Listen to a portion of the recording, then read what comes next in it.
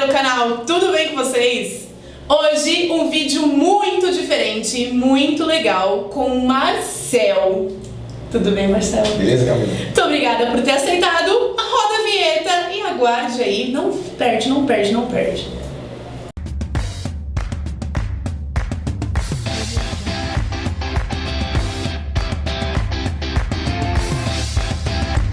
Bom, vamos lá. O vídeo de hoje é uma relação de história com... videogame. Será que dá? Dá bom ou dá ruim? Ah, tudo a ver, né? Tudo a ver. Tudo a ver. Vamos aprender. Afinal, videogame é uma parada que tá estritamente ligada. Afinal, videogame...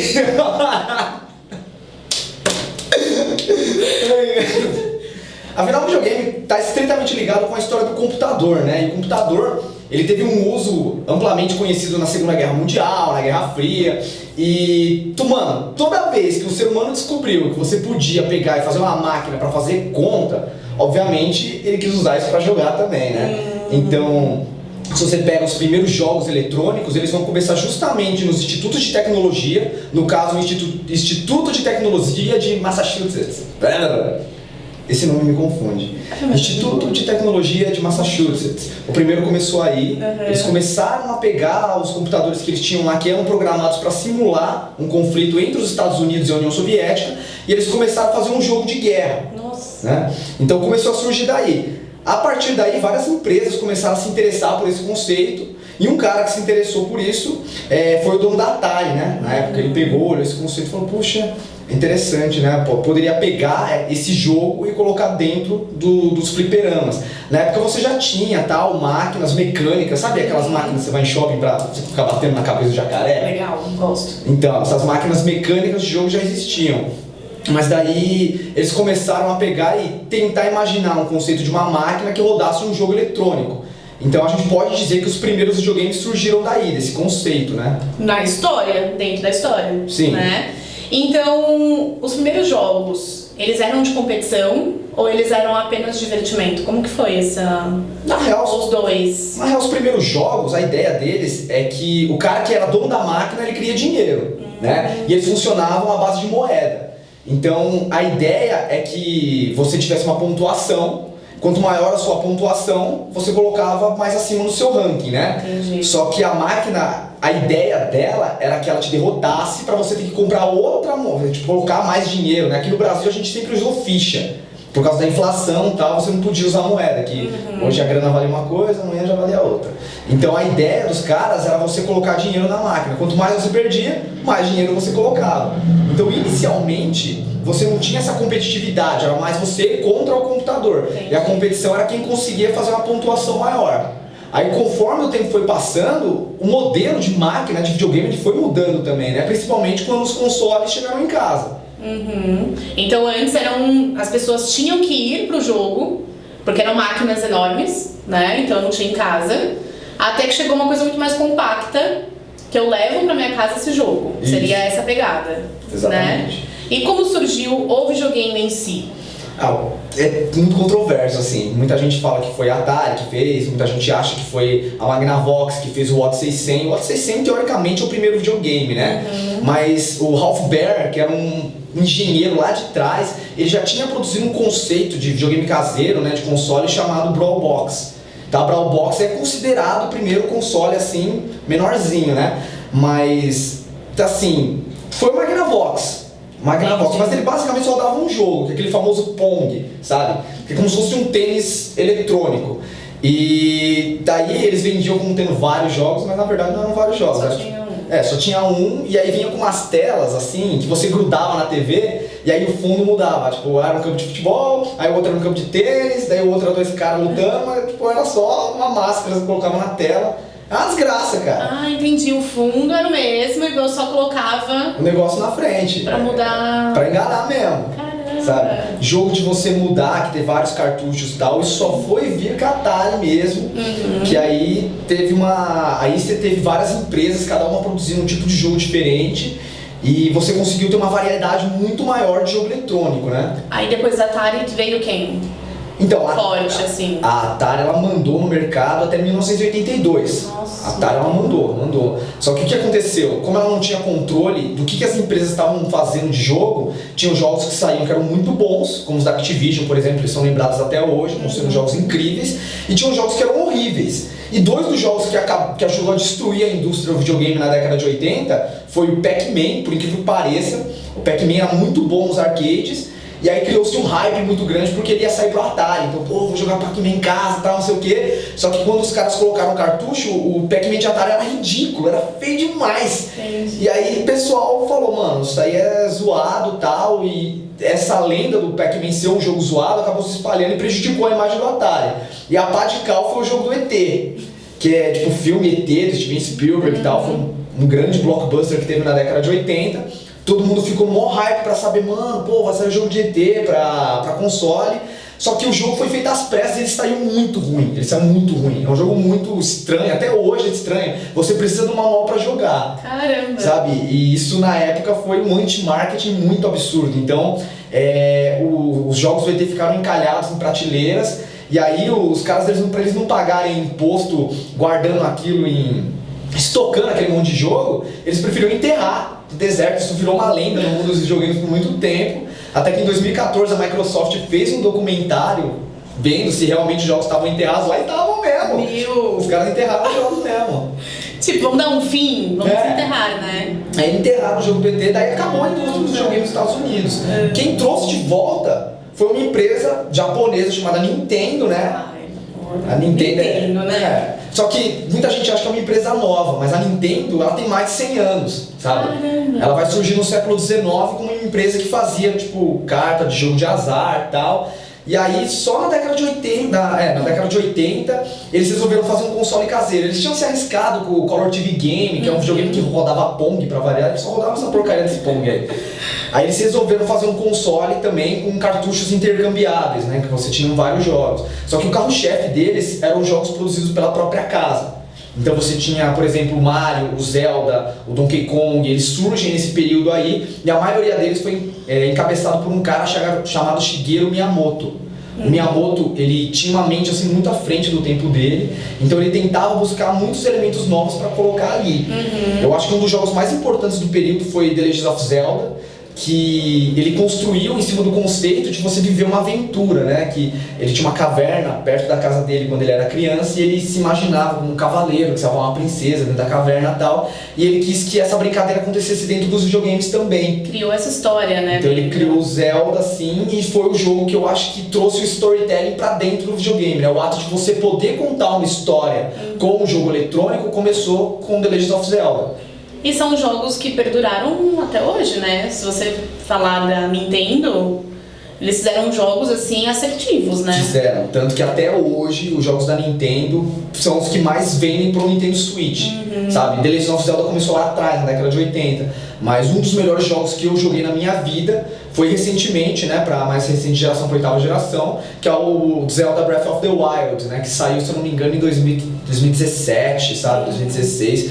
É o melhor jogo que eu joguei, um dos melhores jogos que eu já joguei na vida, e ele resgata muito dos conceitos que o Shigeru Miyamoto pensou lá na década de 80, né. Então, realmente, a Nintendo ela soube se reinventar. Tropeçou muito no meio do caminho. A gente teve desgraças, tipo o Virtual Boy, que foi um fracasso, o GameCube não vendeu do jeito que deveria. O próprio 64, assim, ele tem jogos muito bons, mas, tomou uma cacetada do PlayStation absurda. Né? Então, morreu, né? Falava-se da Nintendo, depois ela morria, e depois volta a Nintendo de novo.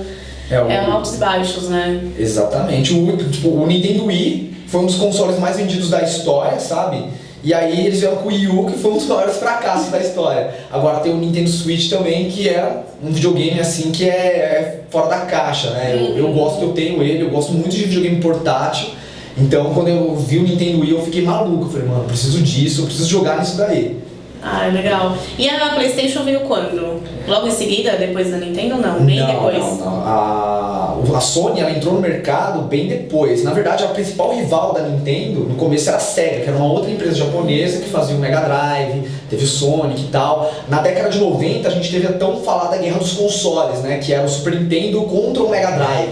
Então, se você tinha um Super Nintendo, eu no caso era do time Nintendo, né? Eu tinha um Super Nintendo, você defendia com unhas e dentes o seu console, né? Foi uma guerra fria assim, naquele universo. A Sony ela veio depois, porque a Sega ela criou vários acessórios para o Mega Drive. Então você teve, por exemplo, o Sega CD, que fazia o Mega Drive LCD, você tinha o 32X, que você conseguia rodar jogos mais pesados nele, e a Nintendo queria fazer algo parecido. Então ela contratou a Sony para você fazer um Heron, né, que é como se fosse um objeto que você liga embaixo do Super Nintendo para ele poder ler CD. E aí o nome desse negócio ia ser Nintendo PlayStation.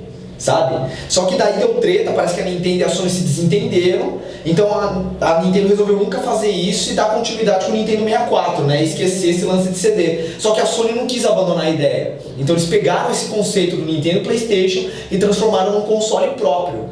Eu não sei se vocês já repararam, mas o controle do PlayStation 1 ele é muito parecido com o controle do Super Nintendo, a disposição dos botões e tal. Isso porque a ideia inicial era que fosse o controle do Super Nintendo.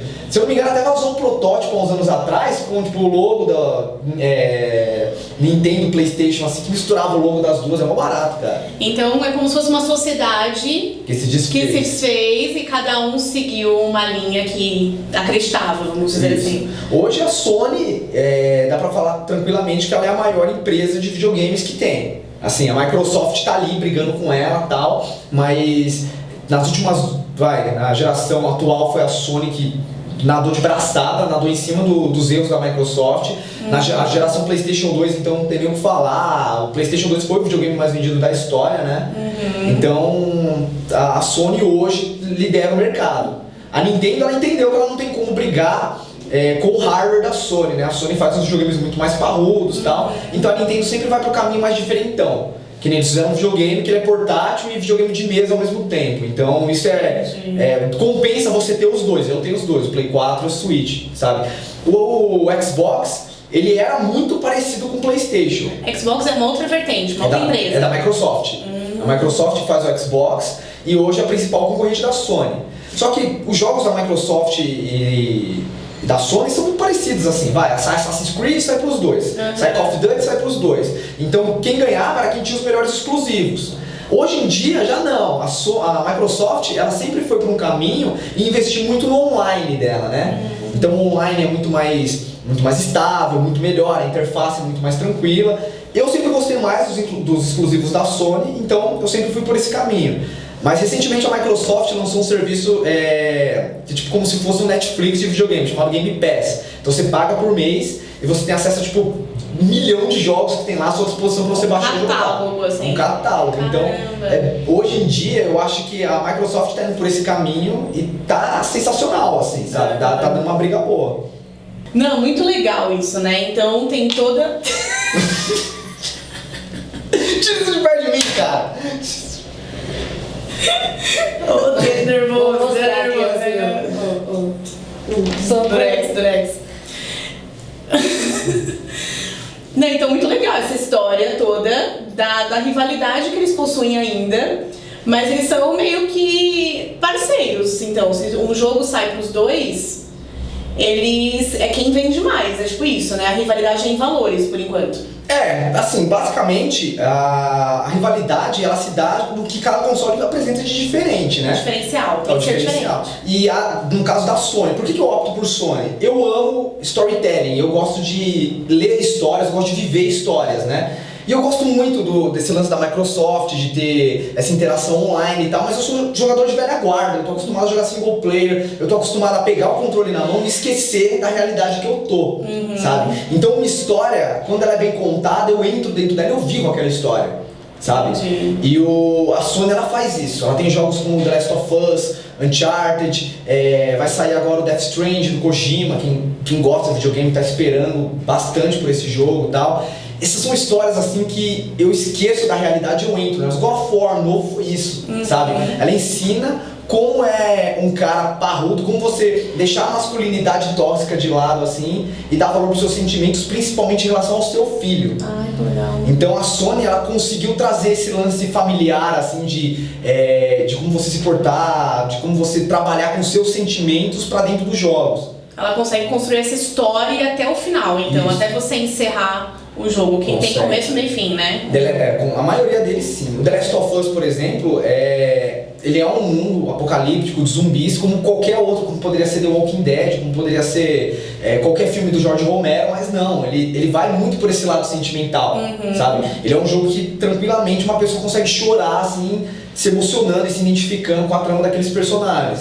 Eu acho que a Sony, ela consegue trazer isso com muito mais força do que a Microsoft. Eu posso estar enganado, assim, é uma questão de opinião. Mas é um gosto, né? É questão de gosto também. Ao meu ver, a Sony, ela tem esse poder, ela trabalha mais nessa vertente e isso acaba me atraindo muito mais, né? Entendi. Gente, o Marcel, ele tem um canal aqui no YouTube, Nerds Contra o Tempo, e lá ele fala da questão dos jogos com a história. Como que é isso, Marcel? Como você consegue tirar de um jogo o processo histórico daquilo para você trabalhar em sala de aula, por exemplo? Então, muita gente acha que quando a gente vira historiador, a gente só pode trabalhar como pesquisador, que no Brasil é impossível, ou como professor. Só que muita gente não cogitou a ideia, por exemplo, de um jogo tipo Assassin's Creed, da Ubisoft. O Assassin's Creed, cada título, pelo menos a maioria deles, se passa um período histórico diferente, né? Aí, pra galera que tá assistindo e conhece, eu tô tirando a trilogia do Ezio da parada aí, porque se passa no mesmo período. Mas, no geral, é isso. Tipo, o primeiro jogo se passa na Idade Média, o segundo na Renascença, o terceiro se passa na Revolução Americana e tal. Pra você construir um cenário histórico desse num jogo, você precisa de historiadores. Sabe? Você precisa ter uma fidelidade ao material original. A criação do jogo. A criação do jogo. Caramba. Sabe? Eu consegui, por exemplo, quando eu estava na faculdade, estudar da modernidade à era moderna jogando Assassin's Creed 2. Porque muitos dos autores que eu lia estavam inseridos no roteiro desse jogo. Tava correlacionado com o jogo e... Tinha tudo a ver, sabe?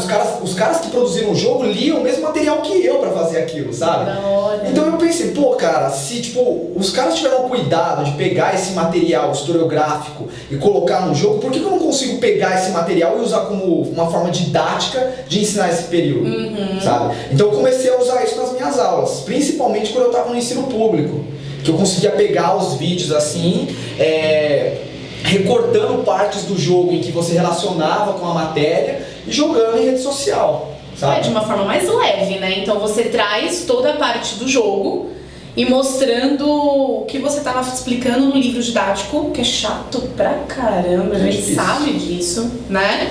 E eu mostrando ali do personagem e tal, ele inserido naquela história. Exatamente. Acho que essa é a pegada, né? Você vê aquele personagem interagindo, você vê ele falando. A roupa, a vestimenta, como que era, por exemplo. Ele deixa de ser uma pintura velha e passa a ser um personagem que você interagiu, entende? Você coloca, por exemplo, o Rodrigo Borgia, que é um papa que realmente existiu, ele é o vilão do Assassin's Creed 2. Sabe? Muita gente sabe quem é ele hoje por causa que ele é o vilão do Assassin's Creed 2. Na minha época ele era um papa, wherever que for, que eu vi num livro didático, sabe? Então você dá importância para aquele personagem, você torna ele seu algoz, seu inimigo, sabe? Ele se torna uma figura que marcou a sua vida. Eu acho que isso é o principal quando você vai estudar história. Você tem que entender que aqueles personagens no livro didático, eles marcaram, eles mudaram a sua existência, você conhecendo eles ou não, sabe? E quando você coloca isso na vivência de um jogo, você escancara isso na cara da pessoa que está jogando.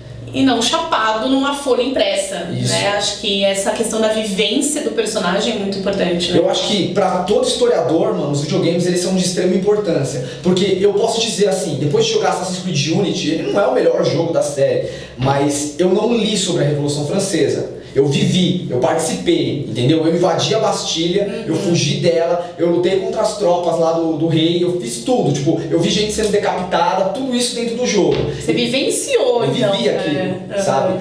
Então pra mim a experiência foi completamente diferente do historiador que só leu os documentos, sabe? Claro que os documentos são de extrema importância, mas eu fui um pouco além, eu quis viver aquilo. Nossa, muito, muito legal. E pra quem curte já curte a parte aí da história, nada melhor do que, então, vivenciar também, acho que até pra falar com mais propriedade daquilo, né? Você tá vendo, não no papel impresso, que às vezes é chato, que a gente sabe, mas vivenciar. E a galerinha mais nova, olha lá, vocês podem falar pro pai de vocês que vocês estão aprendendo história jogando videogame, não é mesmo? Isso daí é um argumento que eu usei muito com minha mãe e funciona. Eu imaginei. Você ainda vira à noite jogando? Viro. Vira? É. Eventualmente eu viro. E fica ansioso quando sai jogo novo? Cara, fico, mas hoje em dia, como a gente trabalha, a gente consegue comprar, saca? Antes era pior, porque você ficava ansioso que o jogo saía, mas tipo, o jogo tava lá e você só ficava sonhando e vendo ele em revista, né? Hoje eu já me programo, tal jogo vai sair nessa data aqui. Então eu guardo um pedaço do meu salário, porque quando o jogo saiu eu vou comprar. Entendi. Mortal Kombat 11, por exemplo, eu jogo Mortal Kombat desde os 7 anos de idade, tá certo? Tá errado, porque é um jogo extremamente violento, mas eu jogo, sabe? E até hoje eu tenho um carinho muito grande por esse jogo. E quando saiu o 11 eu comprei no dia que saiu, dei o 11, fui lá, comprei o jogo, acabou, sabe? Então eu virei a noite jogando. Respondendo sua pergunta anterior, eu virei a noite jogando ele, jogo Overwatch, se alguém estiver assistindo aí, ó, pode me chamar pra jogar, é nóis, eu sou um ótimo main DPS, então é nóis. Não sei o que isso significa, mas é nóis. Chama aí o Marcelo. E pensando em tudo isso, então, o que você falaria pra essa galera que gosta, indicaria realmente jogar pra aprender história?